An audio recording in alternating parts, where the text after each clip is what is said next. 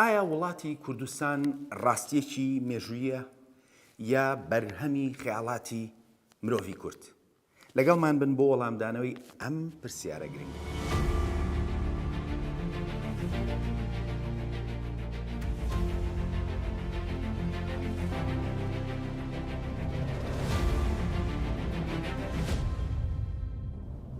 زۆر جار لە سەرچاوەکاندا ئاماژە بەوە دەکرێت کە گوایە یەکەم جار سوڵتان سەنجاری سەلجوقی ناوچەیەکی لەژێر ناوی کوردستاندا حکوم دەکرد و ئەو ناوی کوردستانی بەکارهێناوە. ئەم تێگەیشتنە ئەوە دەگەێنێت کە کوردستان پێشتر نەبوو بێت و تورکە سەلجوقیەکان بۆ کوردیان داناوێت. ئەمە وای کردووە هەندێک توێژەری بواری کوردناسی بڵێن کە کوردستان بەرهەمی خەیاڵی ناسیۆنالیستیە و کورد لە ڕابردوودا هەرگیز وڵاتێکی دەستنیشانکراوی بەو شێوەیە نەبوو. لە ناو نەتەوەکانی دراوسەی کووردا ئەو بۆچوونە زیاتر باوە. جا بۆ ئەوەی لە ڕاستی و دروستی ئەم بابەتە بگەین دەبێت هەنگاو هەنگاو سەیری شتەکان بکەین. جا با سەرەتا لە ناوی کورد خۆی بگەین و بزانین ناوەکە لە چیەوە هاتووە.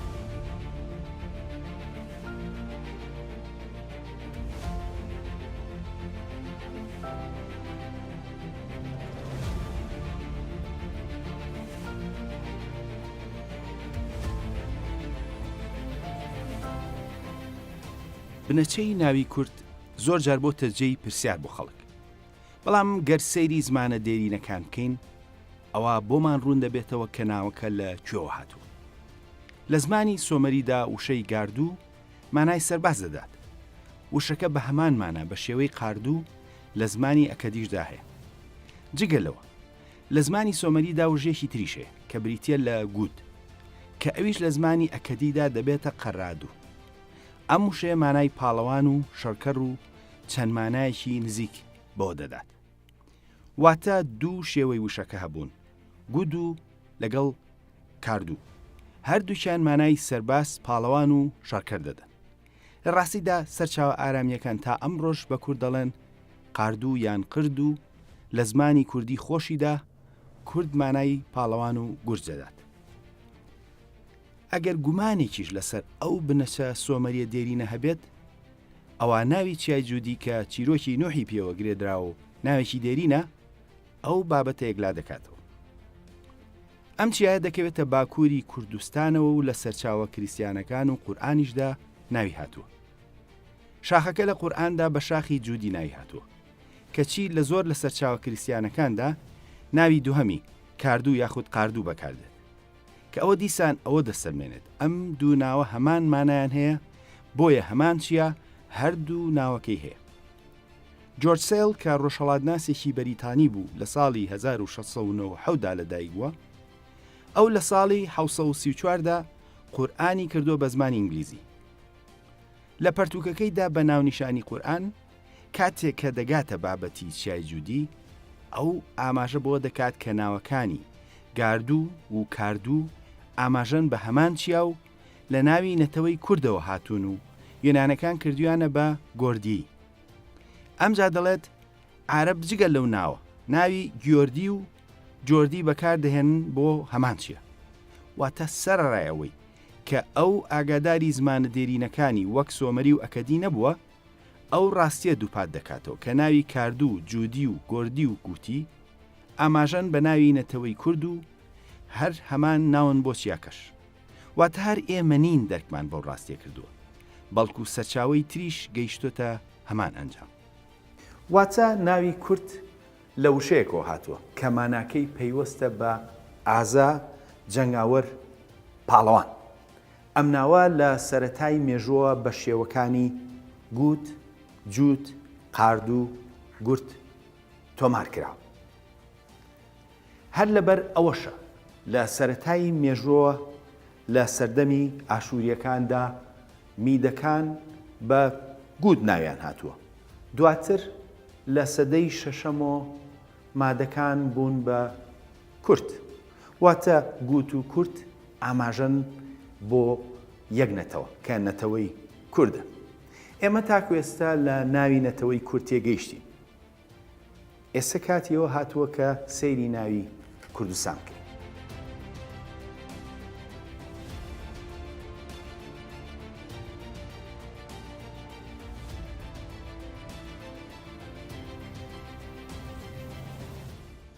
ناوی کوردستانیش لە دوو وشە پێکاتوە کە کورد و ستان.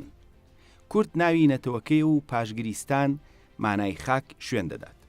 بەڵام لە سەرچاوە یۆنانیەکاندا زیاتر لە 2000 ساڵ لەمەوبەر ناوێکی تریشەیە بۆ ئاماژەکردن بە کورد و کوردستان. ئەوان بە کورد دەڵێن گۆردی و بە کوردستان دەڵێن گۆردیەن. ئەوەش هاوشێوەیە لەگەڵ ناوی کوردستاندا. لەبەرەوەی ناوەکە پێک هاتووە لە دوو بەش. گۆرد لەگەڵ دیێن. یەکەم بەشی ناوەکە ناوی نەتەوەکەی و دووهەم پاشگرێکە لە یۆنانیدا بە مانای شوێن. ئەم پاشگرە لە زمانی مادیدا هەبوو لە کوردیشدا ئەمڕۆ بە شێوەی یان بە مانای شوێن یان خاک بەکاردەهێنرێت. بۆ نمونە دەڵێن گەرمیان.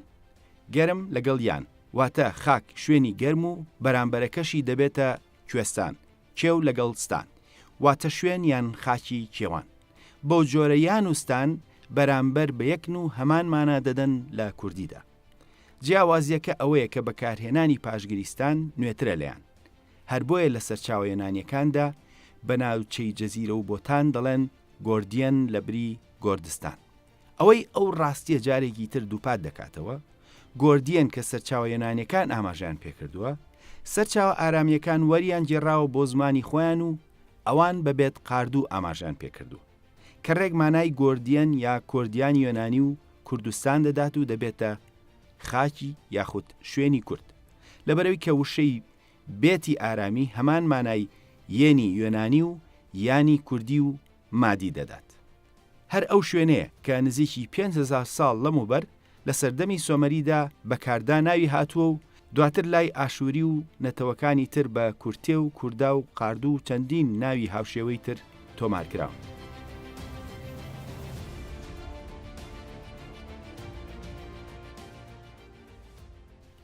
جارێکی تر ئەو ڕاستیە لە ساڵی 1638دا ئاماژەی پێدەکرێت، واتە نزیکی 400 ساڵ لەمەوبەر. گەڕۆکی بەریتانی تۆماس هێربرت ئاماژە بە ناوی شاری تەورەس دەکات. دیسان ئەو ناوی کوردستان و کۆردیان بەکاردێنێت بۆ ئاماژەکردن بە شاری تەورەس.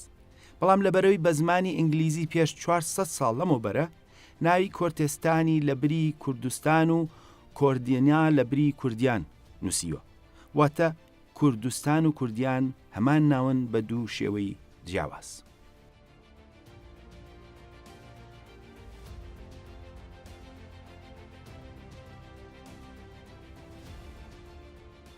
کەواتە ئێمە لە بنەچەی ناوی کورد و خاکەکەی کە بە کوردستان و گۆردیان و کوردیان هاتووە گەیشتین.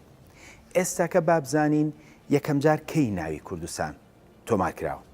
وەک لە سەرەتای ئەم بەرنامەیەدا ئاماژەمان پێکرد، زۆربەی پەرتووکەکان دەڵێن کە یەکەم جار سوڵتانی سلجوقی ناوی کوردستانی بەکارهێناوە. جا بابزانین بەیەکەوە سەرچاوەکان چیمان پێ دەڵێن.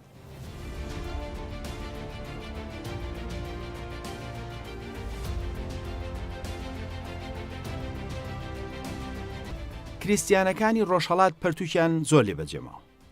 دوو لەو سەرچاوانە زیانیاری لەسەر کورد و دەوڵەتی کوردی دەدەن. یەکێکیان کە بە کرۆنیکلی مەتی ناسراوە و قەشەیەکی ئەرمەنی خەڵکی شاری ڕۆها یان ئورفە بووە و ڕووداوەکانی ناوچەی خۆی ڕۆها دەگێڕێتەوە، تێیدا ئاماژە بە سەرکردەیەکی سەربازی سەربەمیری گەورەی مەروانی نەسرەددەولە دەکات کە نامەیەک دەنێرێت و پەنای بۆ دەبات و بۆ هاوکاری لە جی خێڵە عەرەبەکان کە نزیکی 1000 ساڵ لەمەوبەر هاتبوونە ئەو ناوچانە و دەڵێت من و کوردستان لە هەلومەرجێکی خراپداین. ئەم بەڵگەنامەیە لەلایەن کەسێک و نووسراوە کە لە ساڵی 1944دا کۆچی دوایی کردووە و باسی ڕووداوەکانی سەدەی 11هەم دەکات. واتە ڕووداوەکان زیاتر لە 100 ساڵ پێش بەڵگەنامەی سەلجوقیە و پەرتووکەکەش هەر پێش ئەو مێژوێ. واتە لە سەدەی 11هەمدا و نزیکی 1000 ساڵ لەمەوبەر ناوی کوردستان بەکار هاتووە.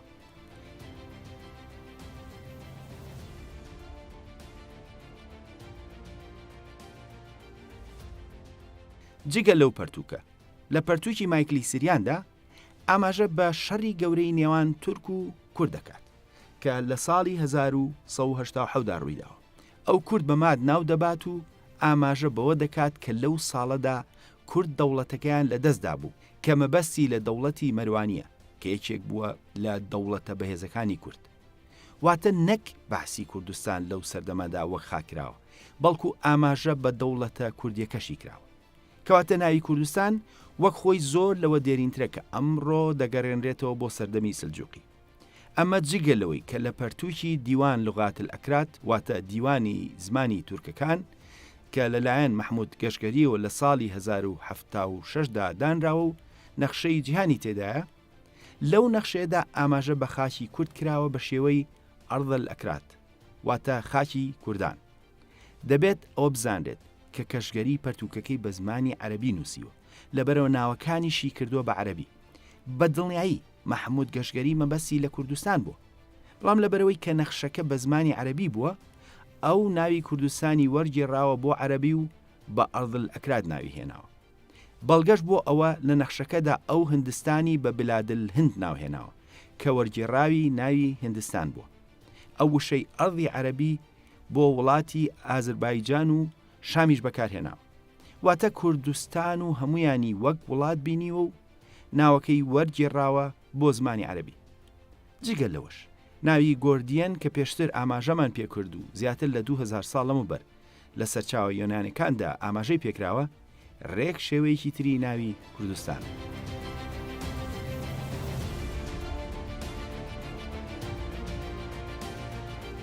ئێستا کە بۆمان ڕوون بووە کە ناوی کوردستان زۆر لەوە دێرینترە کە بانگەشەی بۆ دەکرێت و ئەو سەرچاوانی ئەمەش دووبات دەکەنەوە هەندێکیان سەرچاوی کریستیان و تەنانەت تورکیشیان تێدا.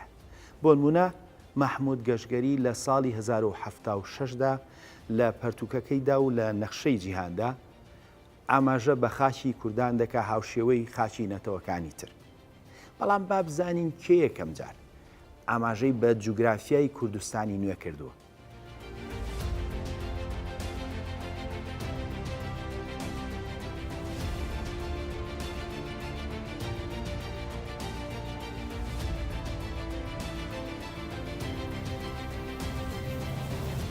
وا دەردەکەوێت یەکەم کەس لە مێژوودا کە ئاماژە بە جوگرافیای خاکی کوردستان بە شێوەنیەکەی بکات، سەرباز و مێژوونووسی ڕۆم ئەمانەیۆس مارسیلینیۆس بووە. ئەم پیاوە لە ساڵی 363 زاینیدا واتە زیاتر لە 1600 ساڵ لەمەوبەر ئاماژە بە کوردستان دەکات لە ژێرناوی دەوڵەتی هەزەبانیدا. ئەو خۆی لەگەڵ سوپای ڕۆمدا هاتۆتە کوردستان و وەک کەسێکی سەربازی و مێژوونووس ئاگاداری وردەکاریەکانی ناوچەکە بووە.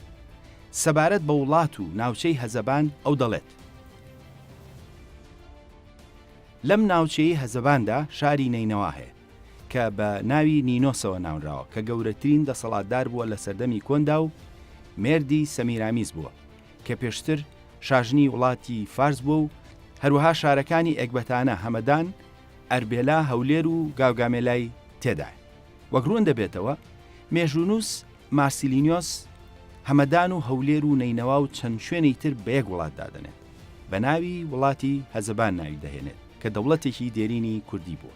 بەڕەچاوکردنی ئەوەی کە بەشی باکووری کوردستانی ئەمڕۆ لەو سەردەمەی هاتنی ئەو سەربازەدا لەژێر کۆنتڕۆلی ڕۆمەکاندا بووە.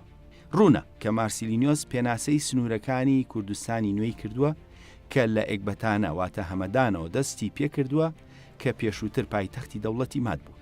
هەروەها نزیکی 400 پێش مارسیلینیۆس پلینی بە تەمەن وەسفی سنووری باکووری هەزەبانی کردووە و دەڵێت ئەو بەشەی هەزەبان کە نزیکە لە سووریا بریتیە لە هەولێر کە تێیدا ئەلێکزەندەر داریشی شکاند.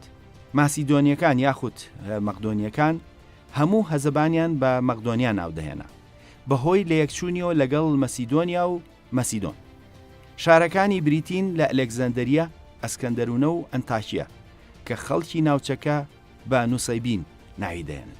دەبینین شارەکانی ئەنتاکیە و ئەسکەندەرونە کە ئەمڕۆ لەسەر دەریای سپیناوە ڕاستن بە بەشێک لە وڵاتی هەزەبان دانراون کە دەوڵەتێکی کوردی بووە.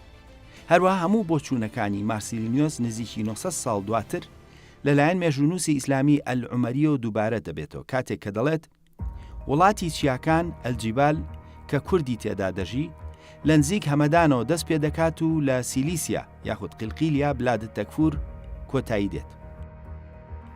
واتە نزیکی 1000 ساڵ دواتر قسەکانی مارسیلینیۆس دووبارە دەکاتەوە.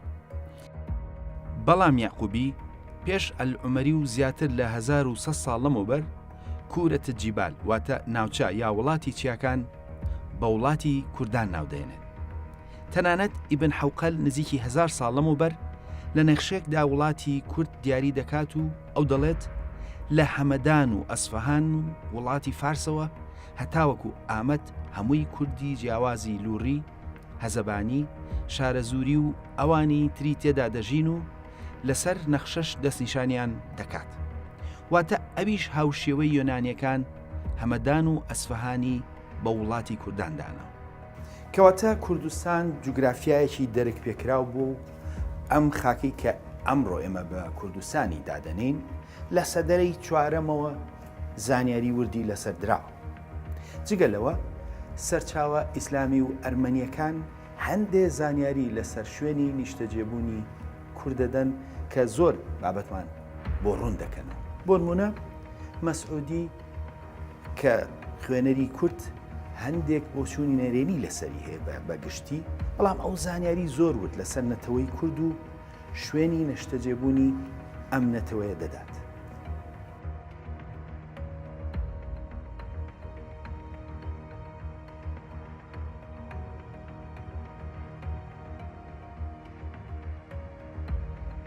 مەسعودی ئاماژە بە هەموو ئەو ناوچانە دەکات کە کورد تێیدا نیشتەجێن و دەڵێت ئەوان لە زمومەکانی فارسدان، مەبەستی لە ئوستانی فارسە، کرمان، سەجستان یاخود سیستان، خوراسان، ئەسفەهان، ناوچەی شاخاوی ماهات، ناوچە مادیەکانی ماهل کوفە یاخود میدیای کوفە، ماهل بەسرە، میدیای بەسرە، ماه سەبزان، میدیای سەبزان و دوو ئەیقەر کە بریتین لە ئەلبرج و کەرەجی ئەبی دەلەف، هەمەدان، شارەزور، دەراباد، سامغاد یاخود شەریفاباد، ئازربایجان، ئەرمینیا، ئاران، بەیلەقان، ئەلباب، ئەلئەبواب کە دەربەندی ئەمڕۆی رووسایە، جەزیرە، شام و ثغور لە کوردستانی باکووری ئەمڕۆدا.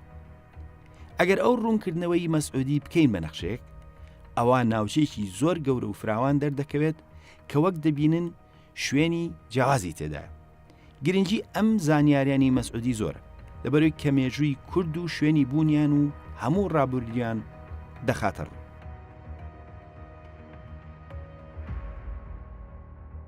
مەسعودی ئاماژە بە زۆمەکانی کورد دەکات کە ئەو بە زمومل ئەکراد ناوی دەهێنێت و لە وڵاتی فارزا بووە. وڵاتی فارس لە ڕابردوودا ئوستانی فارسی ئەمڕۆ بووە. لەوێ ژمارەیەکی زۆری کوردی کۆچەر لەوێ بوون.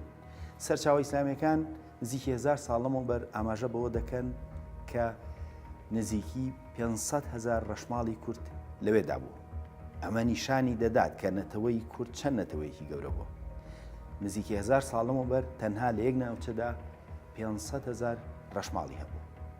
مەسعودی و سەرچاوە ئیسلامیەکان ئاماژە بە زمومل ئەکراد دەکەن، واتە زۆمەکانی کورد. وشەی زم لە زمانی مادیدا تۆمار کراوە بە مانای ئەرد و زەوی، بەڵام زۆم لە کوردیا مانای کۆمەڵێک ڕەشماڵ دەدات.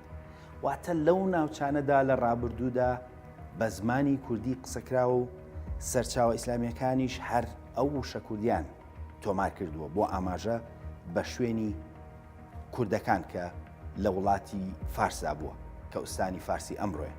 ئەمڕۆ ئەو خەڵکە هەر بە لوور دەناسرێن.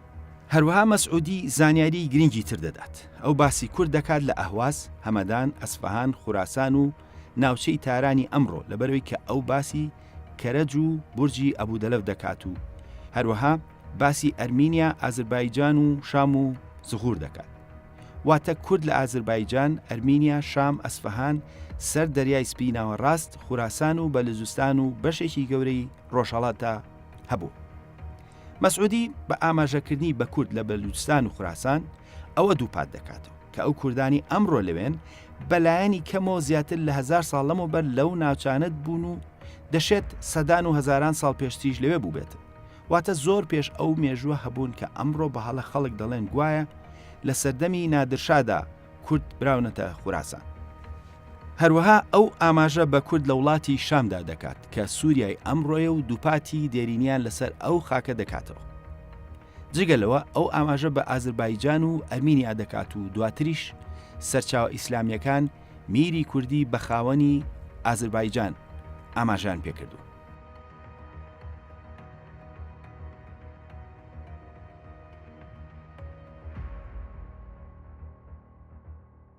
جگەلەوە مەسعودی ئاماژە بە شاری دەربەند دەکات کە لە ڕابردوودا سەر بە ئازربایجان بوو و بەدەست کوردەوە بووە و ئەمڕۆ بەشێکە لە خاکی رووسیا هەروەک قەڵاکەی هەتاوەکو ئەمڕۆ دەبینرێت. هەروها زانیاریی گرنگی تری مەسعودی بریتە لە ماهی کوفە، ماهی بەسرە و ماهی سەبزان کە ئەوانە لە ڕاستیدا بریتین لە بیدیای بەسرە و میدیای کوفە و میدیای سەبزان.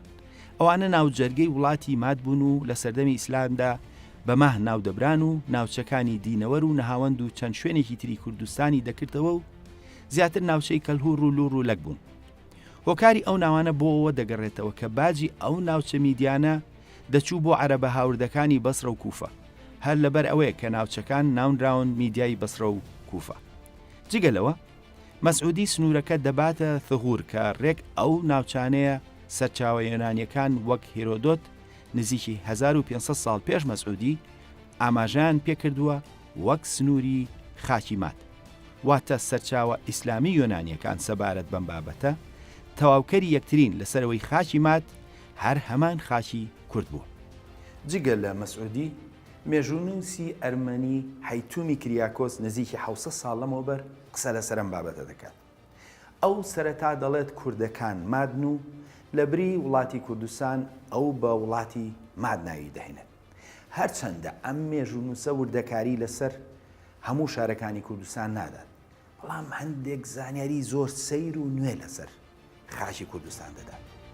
هەیتوم ئاماژە بە درێژی خاکی کوردستان دەکات کە ئەو بە وڵاتی ماد دەیناسێنێت و شاری کرماشان بە شاری هەورامان ناو دەبات وەک یەکێک لە شارە گەورەکانی کوردستان. بەڵام زانیاریی گرنگی تر دەدات. لای ئەو یەکێک لە شارە گرنگەکانی تری کوردستان شاری شیرازە، واتە ئەو شاری شیراز هاوشێوەی شاری کرماشان بە شارێکی کوردی و مادی ئاماژە پێ دەکات و بێکێک لە شارە گرنگەکانی کورد ناوی دێنێت.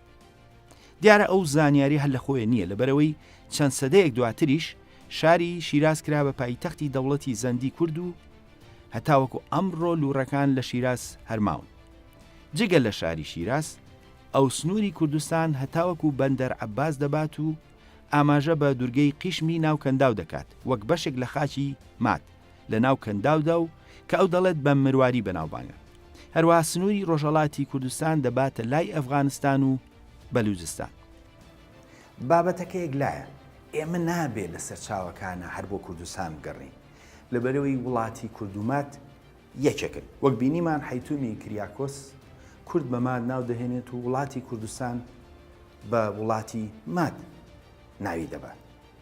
جگەلەوە ئەگەر سەیری سەرچاوە یۆنانیەکان بکەین، بۆ نمونە پتۆڵمی سرا بۆ هێرۆدۆت ئەو جوگرافیایی وڵاتی ماد کە ئاماژەی پێ دەکەن ڕێک لە سەرچاوە ئیسلامیەکانی دواتردا دووپات دەبێتەوە. ئەگەر جاری تر سەیری نەخشەکەی مەسعودی بکەین وڵاتی مادمان بۆ دەردەکەوێت کە دیسان ئەو ڕاستیە دووبارە دەبێتەوە کە وڵاتی کوردومات یەک بوو و هەیتومی کریاکۆس لەسەر بنەما ئەوەی گوتووە. ئەو ناوچانەی کە مەسعودی نزیکی 1100 ساڵ لەمەوبەر ئاماژەی پێکردوون، هێرۆدۆتیش نزیکی 2500 ساڵ لەمەوبەر ئاماژەی پێکردووە، بەڵام بە ناوی وڵاتی مادەوە. ئەو وڵاتەش لەسەر دەریای سپی ناوەڕاستەوە هەتاوەکو کەنداو دەڕوات و هەتاوەکو بەلوچستان و ئەفغانستانیش دەگرێتەوە. لەبەرەو کوردستان لە ژێر ناوی وڵاتی ماددا 2500 ساڵ لەمەوبەر ئاماژەی پێکراوە. هیچ کەسیش هێندەی هەتومی کریاکۆس و میکائیلی سریان ئەو بابەتە یەکلا ناکەنەوە. وەک پێشتر ئاماژەمان پێکرد، هەیتوم نزیکی 700 ساڵ لەمەوبەر دەڵێت کوردەکان مادن و دواتر وڵاتی کورد بە وڵاتی ماد ناو دەهێنێت و هەروەها میکائیلیش بە هەمان شێوە لە سەرەتای شارستانیەتەوە ئاماژە بە مێژووی ماد دەکات و دواتر دەڵێت کوردەکان مادن. وەک سەرنجرا زیاتر لە 2500 ساڵ لەمەوبەر شوێنی مادەکان و زیاتر لە 1000 ساڵ لەمەوبەر شوێنی کورد لە بەلوچستانەوە دەستی پێکردووە تا سنووری ئەفغانستان و لەوێشەوە بۆ ئازربایجان و ئەرمینیا و رووسیا. سەرڕایەوە زۆر تاکی کورد لەوانەیە ئەمە بە زیادەڕەوی بزانێت. دوایەوەی سەدێک مێشکی تاکی کورد پڕ کراوە بە درۆی نەتەوەکانی دراوسێ، بەڵام سەرڕایەوە دوو نەخشە کە لەلایەن کورد خۆشیەوە نەکراوە سەبارەت کوردستان هەموو ئەو گومانانە لادەبن. کۆنترین نەخشە کە بناسرێت لە ئەوروپادا کە ئاماژە بە کوردستان بکات نەخشەیەکە کە لەلایەن نەخشەسازی فەرەنسیەوە لە ساڵی 1684 کراوە بە ناوی ئالان مانسیۆن مالەت. هەرچەندە نەخشەکە وردەکاری شوێنەکانی تێدا نییە و دیارە لەو سەردەمادا ئەوروپیەکان بەگشتی شوێنەکانیان بیستووە و ئاگاداری وردەکاری شوێنەکان نەبوون، لەبەرەوە نەخشەکە زۆر سادە و ناتەواوە. سەرڕایەوە وەک بەڵگەنامەیەکی مێژووی بەهای خۆی هەیە کە کوردستان لەسەر نەخشەیەکی ئەوروپی لەو سەردەمەدا دەستنیشان کراوە. بەڵام نەخشەیەکی نوێتر هەیە کە لەلایەن دەستگای ئیلیاسی لوبنانیەوە دروستکراوە و زانیاری زۆر گرنگی تێدا. دەستگای ئیلیاسی چاپەمەنی لە ساڵی 1930دا لە لوبنان دامەزراوە و لە ساڵی 1970دا نەخشەیەکی کوردستان و شوێنی شتەجەی کوردی دروست کردو. ئەم نەخشەیە سەرچاوی جیاوازی زانیاری بەکارهێنا و جگە لە نەخشەکە خۆی بە وردیش لەسەر کورد و شوێنی نیشتەجیانی نووسیوە. بەڵامەوەی کە گرنگە دەبینرێت ڕێک ئەو قسانی مەسعودی و کریاکۆز دووپارە دەکاتەوە کە کورد لە بەلوزستان هەتاوەکو ئەفغانستان و رووسیا هەبوون و ئەوانە وەک شوێنی کورد دەستنیشان کراون. تەنانەت بوونی کورد لەسەر کەندا و کە 600 ساڵ پێشتر کریاکۆز لە دوورگەی قیشم ئاماژەی پێکردووە وە خۆیان لە ساڵی 1970دا هێشتا بەرامبەر ئەو دوورگەیە مابوون. کەواتە ئەوانە هیچی ڕێکەوت نی. ئەم نەخشەیە یەکێک لە باشترین نەخشەکان لەسەر وردەکاری خاچی کوردستان کە لە سدەی 20دا دروستکراوە. لەبەرەوەی لە تەک نەخشەکەدا نزیکی 15 پەڕ لەسەر کورد و بوونیان لە ناوچە جیاوازەکان نووسراوە. بۆ نمونە کورد لە شارەکانی وەک بەیروت، حەما و دیمەشق و حەلەب لە سووریا، لە میسر، لە فەڵەستین و تەنانە ژمارەی کورد لە هەندێک لەو شارانەشدا دەستنیشان کراون. هەروها لە بەلوچستانی ناو ئێران و بەلوچستانی پاکستان و لە ناو ئەفغانستانیشدا کوردی دەستنیشان کردووە. گرنگی ئەم نەخشەیە لەوەدایە کە لەلایەن دەستگایەکی عەرەبی لوبنانیەوە کراوە و لە ساڵی 1940دا ئەوە کراوە. ئەو کات کە ناسیۆنالیستی عەرەبی باڵی کێشا بوو بەسەر دەستگا چاپەمەنیەکاندا. سەرڕایەوە ئەو نەخشەیە ڕێک گزارش لە نەتەوەیەک دەکات کە بە هەموو ڕۆژهەڵاتدا بڵاو بووە و پاژماوە و قەڵەمڕەوی ئیمپراتۆریەتی ماد و ڕابردووی مەزنی ئەم نەتەوەیە لەسەر نەخشەی ناوچەکە ڕوونە. وەک ئەمڕۆ لەم بەرنامەیەدا ڕوون بووە، ناوی کوردستان ناوێکی زۆر دێرینە، لەبەرەوە نابێت چیتر ئەو زانیاری هەڵەیە دووبارە بکەینەوە کە گوایە بۆ یەکەم جار کوردستان لەلایەن سوڵتانی سلجوقیەوە ناوی هاتووە. بۆ نمونە لە سەردەمی یۆنانیەکانە وەکو ئەمڕۆ لەم بەرنامەیان بینیمان ئەو ناوە تۆمار کراوە، واتە 2000 ساڵ لەمەوە پێش ناوی کوردستان بە شێوەی کوردیان تۆمار کراوە. ئەمە جگەلەوەی کە سۆمەریەکانیش هەمان خاک بە خاکی کاردا تۆماریان کردو. لە ڕاستیدا ئەو خاکەی کە نزیکی 2500 ساڵ لەمەوە بەر لە سەرچاوە یۆنانیەکاندا وەک خاکی میل ئاماژەی پێکراوە هەر هەمان خاکی کوردستانە. ئەو ڕاستیە لە سەدەکانی دواتریشدا و لە سەردەمی ئیسلامدا دووبارە بووەوە و تەنانەت لە سەدەی 20دا کاتێک کە دەستگایەکی عەرەبی نەخشەیەک بۆ کوردستان دەکات، کوردستان ڕێک لە کەنداوە دەست پێ دەکات هەتاوەکو دەریای سپی ناوەڕاست. سەردەمانێت کوردستان زۆر لەوەش گەورەتر بوو. پاژماوەی کوردستانی گەورە لەو کوردانەدا دەبینرێت کە ئەمڕۆ لە بەلوچستان و خوراسان و ئازربایجان و رووسیا و لوبنان و میسر داماون. بەرنامەی خۆناسین لە هەوڵی ئەوەدایە کە کورد و کوردستان جارێکی تر بە خۆمان و نەوەکانمان ئاشنا بکاتەوە. ئەوەش بە بەکارهێنانی بەڵگەی زانستی و بە ئامانجی خۆناسین وەک ئەوەی کە هەبووین و هەین، نەک وەک ئەو ڕوخسارە درۆینەی کە لە 100 ساڵی ڕابردوودا بۆمان دروستکراوە. تا بەرنامەیەکی تر خواتان لەگەڵ.